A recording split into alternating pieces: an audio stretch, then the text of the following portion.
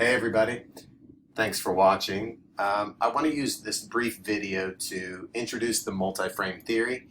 This is the leadership theory used by your textbook and the central leadership theory that we will use throughout our course. Certainly we will supplement with a bunch of different leadership theory, but this multi-frame model does a really good job of consolidating a lot of research and giving us even better, I think, practical tools that will help us be better sport professionals and will help us make better decisions. So hopefully by the end of this, you will see the usefulness of these frames and you'll be interested and excited to start practicing using these frames in real life sport situations. So the video I'll use here, the PowerPoint, is much shorter than the Blackboard version online. So remember, our full-length PowerPoints will always be available in Blackboard. And then, for example, you'll notice that there's a link here, the power of reframing, on the first slide. You can click on those links in the original full PowerPoint version in Blackboard. A quick reminder as well that there is a personal assessment link in our Blackboard course. From the Learning Activities link, click on week 1 and then you'll see the personal assessment, and you'll also see a discussion that I'd like you to participate in as sort of an icebreaker for the first night of class. Okay, let's get on with it and introduce the frames. An easy way to think of the frames in general is that they are 4 different maps for viewing reality, or for viewing what's going on in a sport organization, whether it's a team or a major company, a shoe brand, or a classroom. Using the frames provides different stories and ways of looking at what's going on in a situation. But the thing about maps is we need the correct one in order to understand where we are and where we need to go. For example, if I'm men's basketball at CBU, I can't use a map of the LA Lakers in order to just plug and play with the basketball team here. Sure, there are similarities, but reality here is not the same thing as reality on the LA Lakers. That seems really obvious, and yet think about how many times we've seen sport professionals use maps, or let's say ways of making decisions that they might have used at previous organizations and with previous teams, and they try and plug it into their current setting, and you see that sometimes it works, but it can also give an inaccurate picture of reality at the current organization. And if we have an inaccurate picture of reality, then it's not as effective of a tool for problem solving as it could be.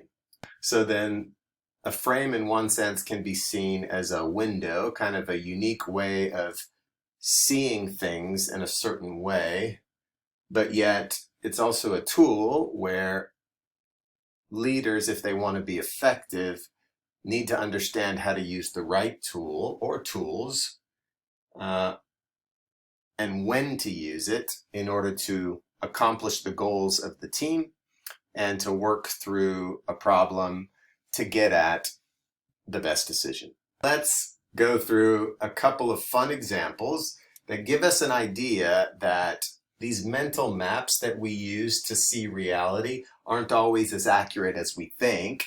And so if we want to develop as good sport leaders, we need to realize first that we have bias, and sometimes our mental maps are inaccurate.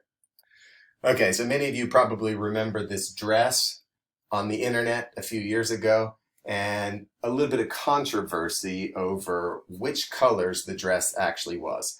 But back to the point about reality and how we see things and the mental maps we use, some of us clearly see this dress as blue and black. It couldn't be otherwise. And some of us clearly see this dress as white and gold, and it couldn't be blue and black. But that's the point. We're looking at the same dress, we're looking at the same reality, and we use different mental maps to make sense of it.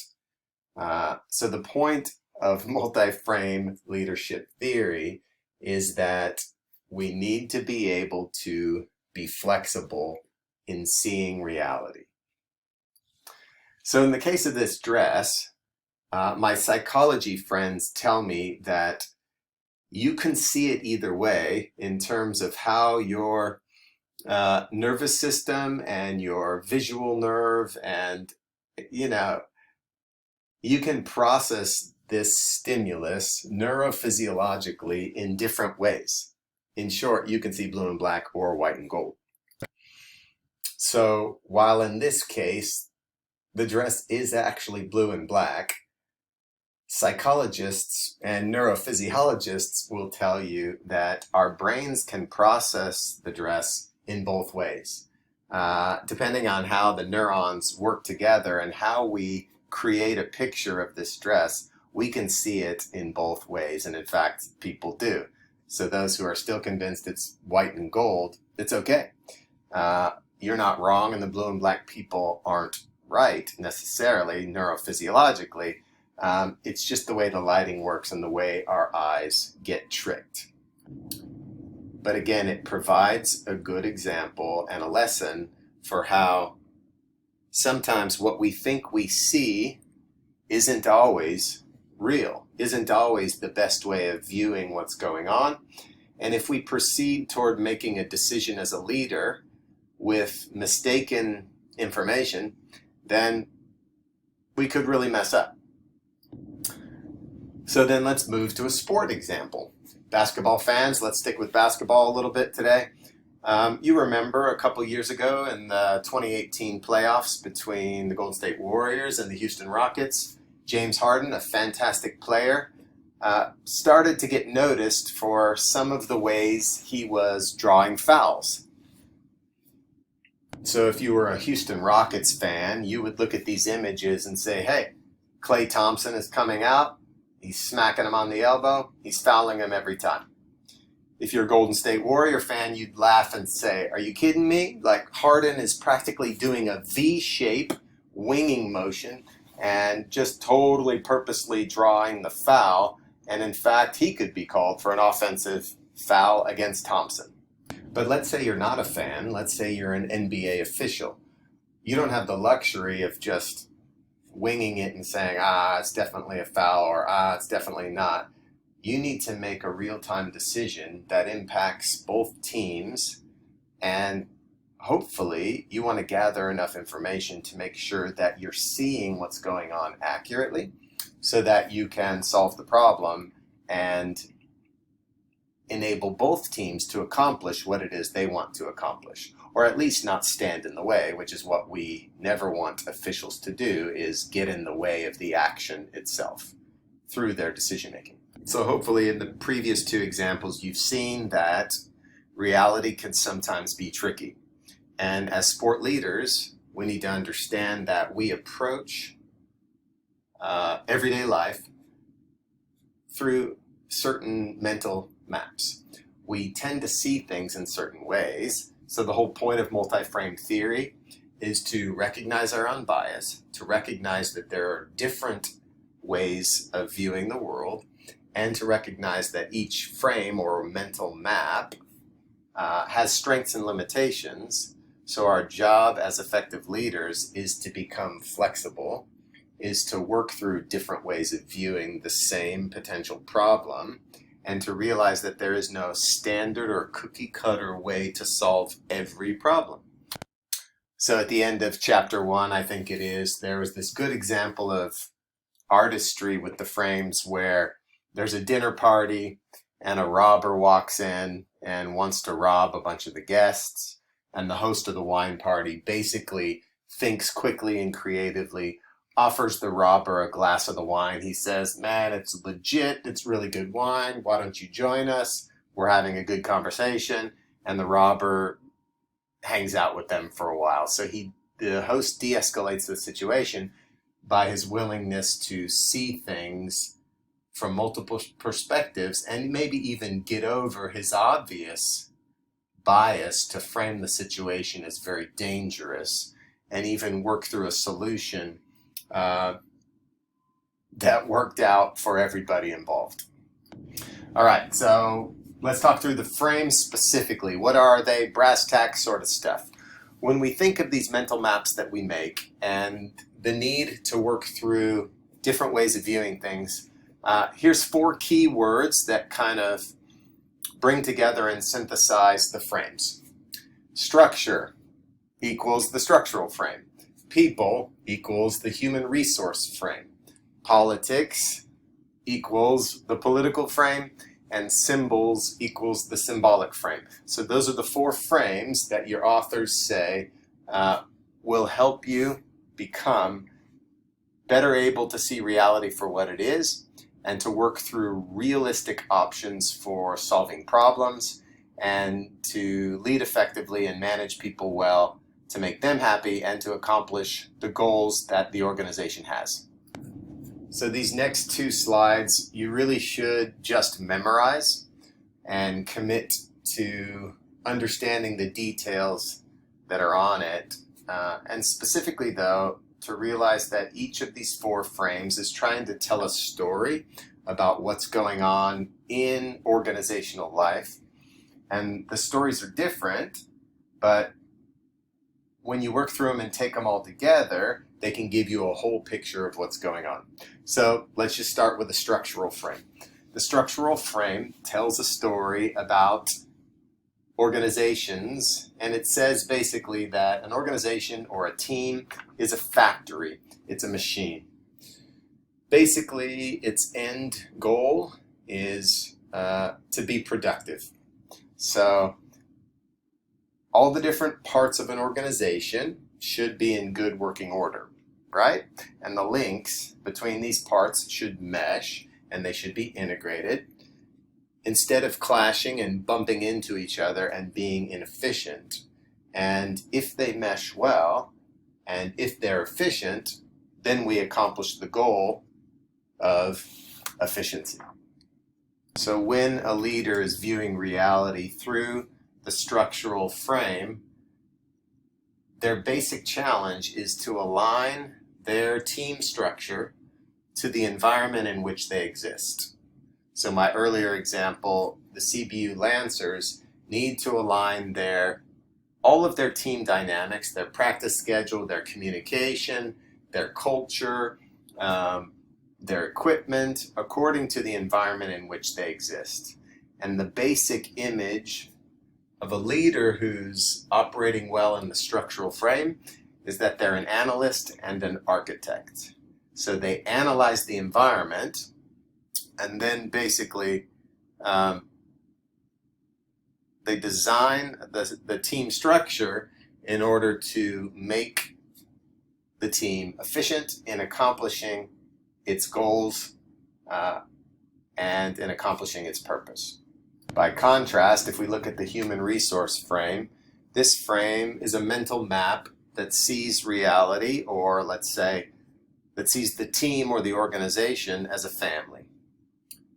And a family basically needs 2 things, right? They need healthy relationships between the people that are involved on the team, and they need this idea of reciprocity or mutuality. This idea that there's a fit between the team and the individual, where the needs of both the individual and the team or the system or the organization, the needs of both of them are met. So the leader who operates well in the human resource frame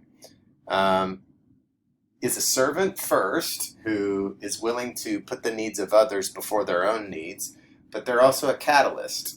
And they catalyze these relationships by empowering people to accomplish goals because their needs are met.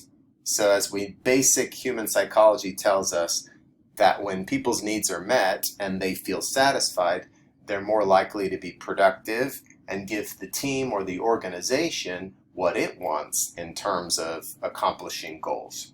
Let's go with the political frame now. This is a mental map that sees reality in team life and in organizational life like a jungle.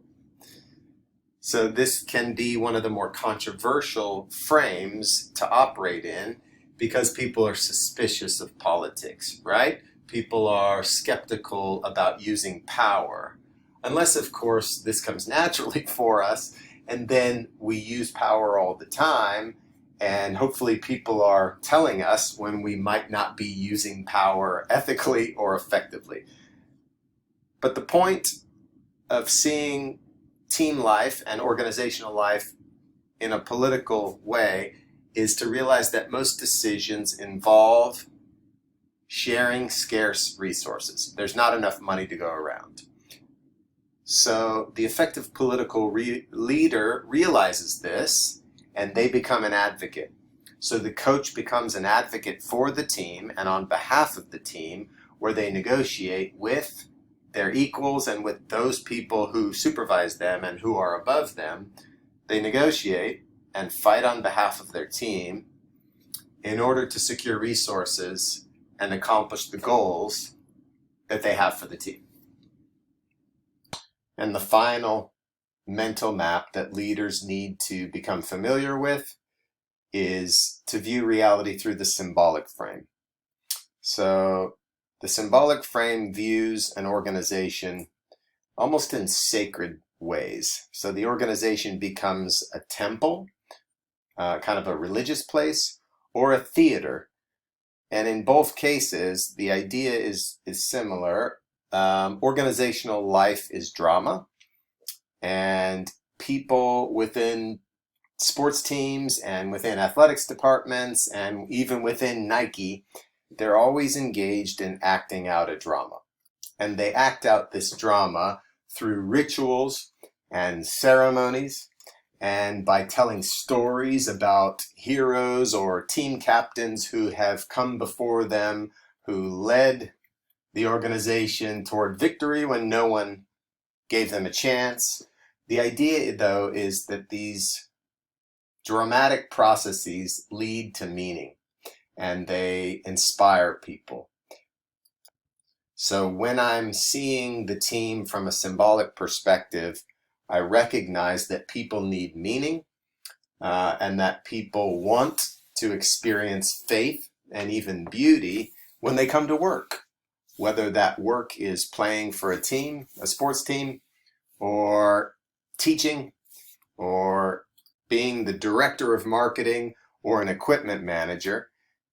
Leaders recognize that they need to inspire those that they influence in order to accomplish goals. And they inspire people sometimes by having vision and understanding future possibilities, as well as how to inspire people along the way to make sure that they accomplish their goals in meaningful ways. So during the first couple of weeks of class, you should plan to revisit these tables over and over again, since they just give you a picture of the story that each of the frames is trying to tell, so that then when you start to solve problems and complete the assignments, you'll feel more comfortable with and familiar in the frame, and you'll produce better solutions as a result. So before I finish up here, I'll remind you that a longer PowerPoint presentation is included on Blackboard, and the next 3, 4, 5 slides just provide examples of some of the stories you'll read about in the textbook related to challenges in each of the frames. So even, let's say, in college sport and the name, image, and likeness issue that seems to be all over the media related to college sport, the NCAA is really trying to see accurately through the structural frame about how monetizing players in terms of their name, image, and likeness could impact the way the NCAA does business. So they're even working with Congress right now to try and figure out and design efficient ways of establishing structure. What are the rules and the policies related to compliance that they need to follow in order to obey the law, but also to stay in line with the mission of college sport, which is really, from an American context, to be extracurricular in nature and to be amateur in status. So there's a real challenge here for NCAA leaders to be effective analysts and architects.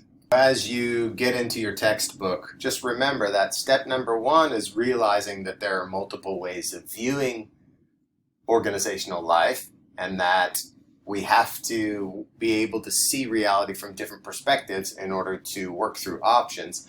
But then once we get the frame, or we work through different frames, well, we still have to operate effectively within the frame. So even in the human resource frame, for example, where the focus is on getting a good fit between the individual and the organization, sometimes it can be difficult for the leader not to side more with one rather than the other. Let's say sometimes we have a bias where the people we work with and coach and lead, their needs always come first, and maybe even at the expense of the organization, whether that's financially or relationally. The organization might always lose. Whereas if you flip it, sometimes if I have a company man sort of mentality, my leadership could be so focused on the organization's needs that I steamroll individuals and I just lose track of the need for a fit between the needs of the individual and the organization. In the political frame, again, that seems obvious, and this power struggle sort of jumps out at us. But remember, there are times when I have to be effective in the political frame. So the focus on leading well in this frame is to get and use power ethically and effectively on behalf of the people you lead in order to advocate well for them. And often you have to manage conflict through this process of using power ethically and effectively. Finally, the symbolic frame, you'll get to see all kinds of examples in your text and in your own personal life of how people come to work and they're a part of a team, not only to accomplish goals and to be efficient and to feel like they're part of a family, or even to influence people by negotiating, but they want meaning. They want to be a part of something larger than themselves, and they want to be a part of a culture that inspires them. So there's all kinds of challenges here with building culture, with engaging in drama, and to put it simply, to be an inspirational leader who doesn't come across as phony or fake or disingenuous. So there is this fine line between meaning and insincerity that leaders should always be aware of when they're operating in the symbolic frame. So hopefully, at least through this video, I've convinced you of the need to consider how you view reality within your team and within those you lead and work with, and maybe convince some of you that we have some bias and we might use certain mental maps more than others, and maybe even that some of you are thinking, I really need to begin seeing reality, especially with those I lead and those I influence, from different perspectives. So going back to our Houston Rockets example, let's say you're Steve Kerr, the coach for the Golden State Warriors, and I really want to figure out how to manage the team well while we deal with James Harden. So initially I might be confused, like, he's getting away with a foul, and yet I need to see reality from multiple perspectives, right?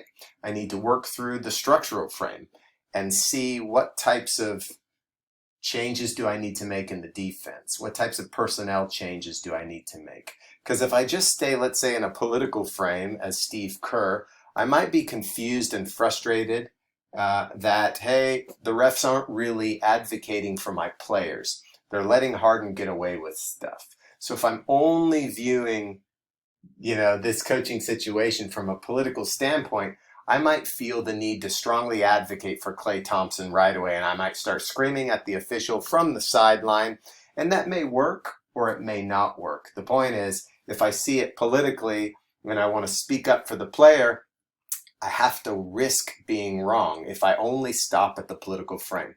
But then if I start to see it in other frames, the structural, like we just said, maybe I call a timeout. I work through different design options. And as any good coach knows, you improvise, you bounce ideas off the players, you see who's tracking with you, and maybe I move the structure around enough. I have different personnel guarding him man to man. Maybe I go into a zone. In other words, I use different approaches to solving problems rather than only seeing the solution one way. And the more I practice seeing real life situations from multiple perspectives, the more confidence I gain, the more insight I have, and then the more growth can occur for my own leadership and for the benefit of those around me. So as you head into the textbook to read in more detail about these frames, here's a recap. Look at the underline. Successful leaders and managers reframe in order to understand the situation at hand. I need to learn to apply all 4 frames.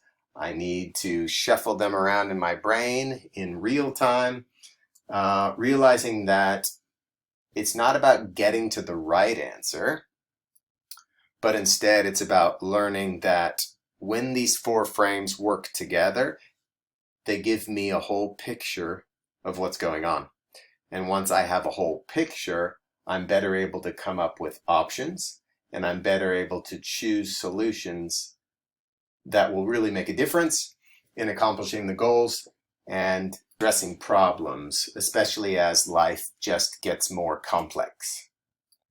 And the final thought here, some of you may have read Malcolm Gladwell's book Blink, but it's the idea that it used to be some version of the 10,000 hour practice rule. The idea that if you practice anything over and over and over again, it leads to a high level of expertise. In the case of mental practice, it can lead to this idea of rapid cognition.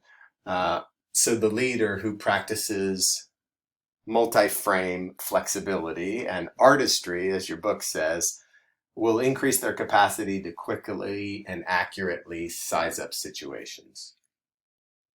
So just like an athlete, let's say the James Harden, if he's just shooting lights out at a given night, we say he's in flow or autopilot, right? It's this robotic, sort of dialed in capacity to just get things done. And similarly, sport leaders, when we're practicing working through the frames over and over and over again, they will become more comfortable.